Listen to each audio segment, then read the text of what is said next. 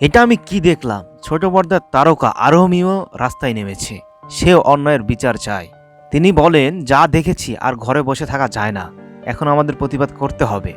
আরোহী মিম বলেন, আমি একজন ক্ষুদ্র আর্টিস্ট ও স্টুডেন্ট, আমিও অন্যায়ের বিচার চাই।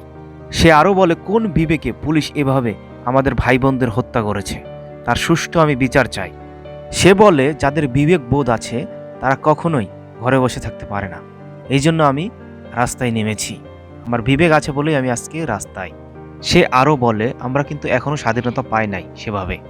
আরোহীমের অনেক অভিযোগ সরকারের কাছে, কেন তিনি এটা আগে মেনে নিলেন না। মেনে নিলে হয়তো আজকে এত ভাই বোন মারা যেত না।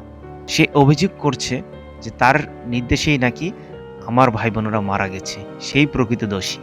আপনার মতামত কি কমেন্ট বক্সে জানাবেন। ভিডিওটা এই পর্যন্তই, ভালো লাগলে শেয়ার করবেন।